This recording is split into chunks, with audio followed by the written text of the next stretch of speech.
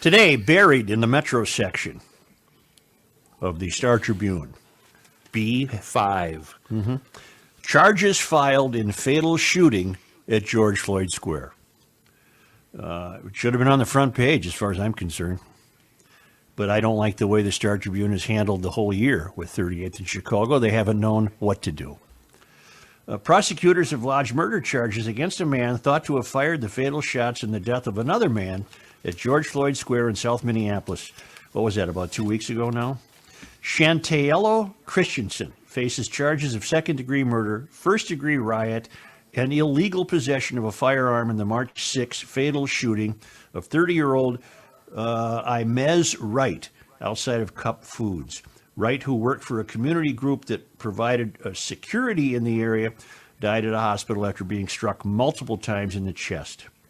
The charges come 5 days after Christensen and his wife were arrested on March 10 in Brooklyn Center, according to a criminal complaint filed Monday in Hennepin County District Court. So Christensen the shooter had previously been arrested. Authorities announced the arrest at a news conference later that day, but initially refused to provide any further details, citing an extremely active investigation. This story's not that long, but I must read it, and I will tell you why in a moment. The complaint says that Wright was hanging outside Cup Foods when surveillance video captured Christensen pulling up in a sport utility vehicle. A man later identified as a relative of Christensen's wife is then seen on video getting out and getting into an argument with Wright, the murder victim, Imez Wright. At some point, Christensen got out and fired several shots at Wright before fleeing as several bystanders began firing at the vehicles, the complaint says. Police interviewed several witnesses at the scene, even though they weren't allowed in. Prosecutors said that Wright and Christensen were both members of the Rolling 30s Bloods, several members of which had a falling out. The nature of the disagreement was unclear. Remember, we were sold that Imez Wright was a counselor now and helping people turn away from the streets. And according to this, he's a member of the Rolling 30s, or was. Investigators tracked Christensen and his wife to a hotel in Brooklyn Center after a determination that the SUV was registered to his wife.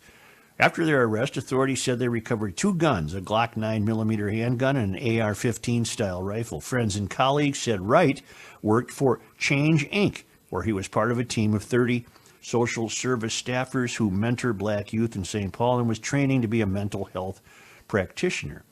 After a turbulent childhood and early adulthood, Minneapolis police records show that he was wounded in a shooting in April 2017. Friends said Wright seemed to be turning a corner and was working with at-risk youth to help steer them from gangs and drugs. Christensen, 31, remained jailed on a $1 million bond pending his initial court appearance Tuesday. He did not have an attorney. Cup Foods, the convenience store where the shooting happened, was, we don't know. Okay. Boy, there's a sentence in there that really leaped out at me. You're concerned that he was still in the Rolling 30s? No. Here, I won't keep you in suspense. It's written so offhandedly that it kind of flies by. Let me find it here. At some point, Christensen got out and fired several shots at Wright before fleeing as several bystanders began firing at the vehicle. They're all packing in there. This supposedly sacred place, all the bystanders, it's a Wild West shootout. Wow. Yeah. That's when I read the story, Wild West, funny you should mention that. All I could see were the cowboy movies where the bad guy starts riding away on a horse. Everybody pulls a 6-shooter and starts shooting. Gunfight at the OK Corral. The bystanders pull out their own pieces and start shooting. Bullets flying everywhere. Yes, it's just written as part of the story. There doesn't seem to be any significant alarm that the whole place must be an armed camp. Mother and I know God. It's a cliche for me to be spouting this, but I'm going to do it anyway so I can live with myself.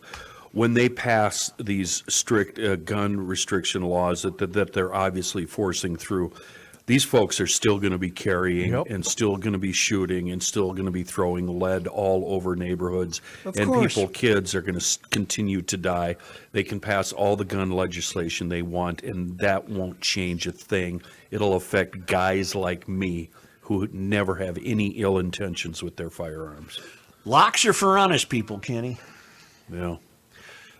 Tell us, I didn't read it, but I'll be glad to if you think I should. But tell us a little bit about the woman who wrote John and Kenny, tell us about the woman who wrote a piece in the Star Tribune today. She apparently lives in that neighborhood. John said it all off the air, John. You said it all. You'd get out. You can't live there. It's unbelievable. Yeah, and it's just go ahead.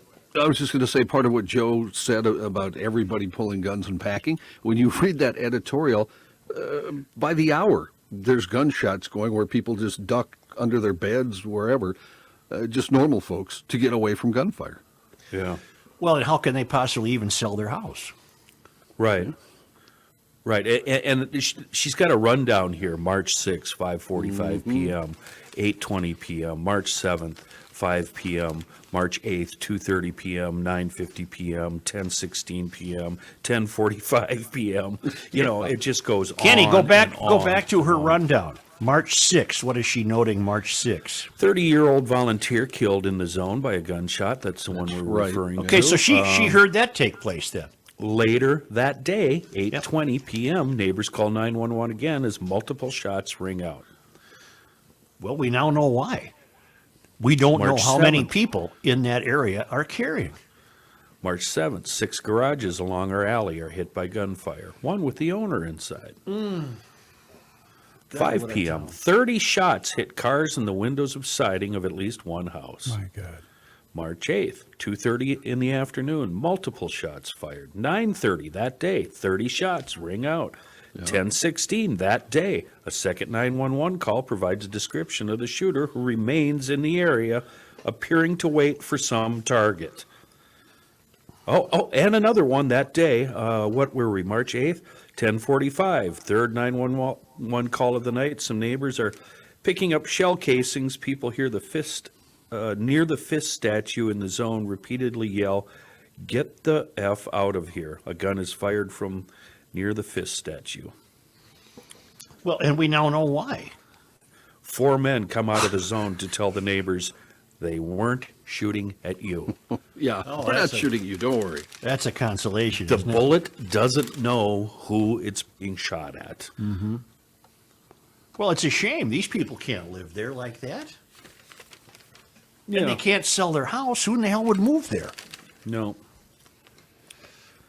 It's just, well, I have a note from Steve Mulholland. He's in the belly of the beast, Liberal Lakes area of Minneapolis, and he notes I'm Can mistaken. you wait a second? Yeah. Can you wait a second, Such? Meanwhile, the city council and the mayor continue to kiss the asses of the people in that square. Yep. Thank you. That's right. I had to get that out. Thank That's you. right. That's right. And for what purpose? Do they think that by kissing their rear ends that they're somehow going to diffuse a situation? Because it's doing the exact opposite. They're making it worse by the minute. Yes. Yeah. And then this whole notion of waiting until after the trial, what good is that going to do? It's already... I guarantee you that will never be reopened. Not with this current crop of people in place, the mayor and city council. That will not get reopened. I wish I could disagree with you. I really want to disagree with you. It's surpassed political will. That's the problem. The right thing to do was to have never closed it in the first place. Yes, you're going to have to make some acknowledgement of a flower area perhaps for the neighbors in front of Cup Foods, and that even is unfair to the guy who owns Cup Foods. But political will is not part of their thinking. There is no equation in which they introduce political will to do the right thing by the city of Minneapolis. They are only following their own virtue signaling. It has nothing to do with the correct political will. So it's almost even oxymoronic to say they lack political will because they don't even know what political will is. They're just professional activists and not very good at it.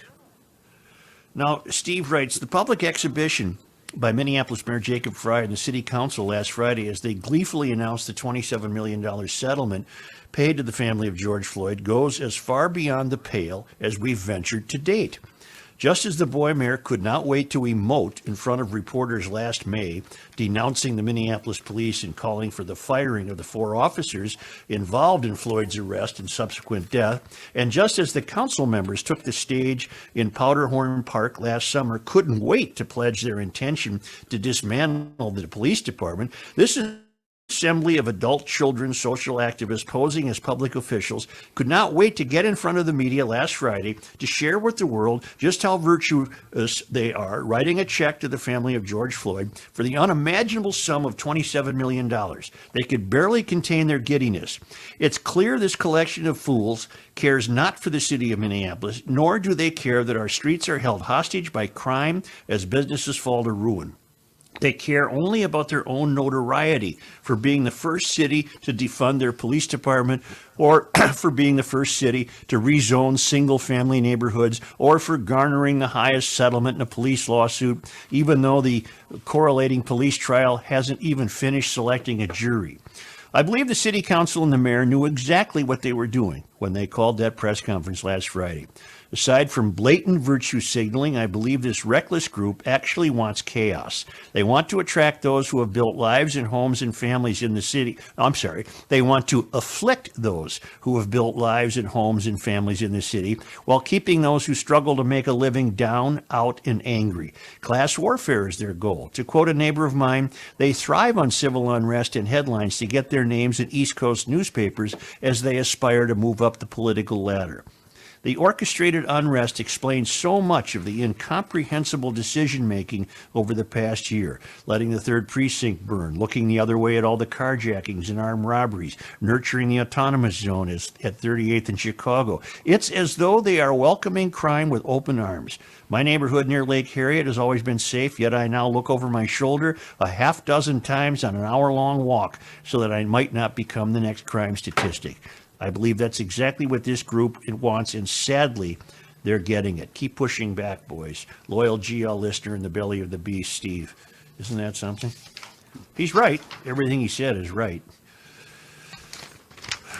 I was relieved to see in the Star Tribune today that the editorial board mentioned this and how the settlement muddies the Chauvin trial, and a number of letters to the editor do the same thing. Which I didn't expect today to see today in the Star Tribune. And we already have evidence that no important candidates are emerging. No, The only it's more of the same. Exactly. No. 2 people who are more woke than Fry have announced a run for the mayor. So it's only going to get worse. And my prediction is coming true. With each new mayor, you're going to regret the last one, missing the last one. It's just pathetic. Oh, God. It's just pathetic.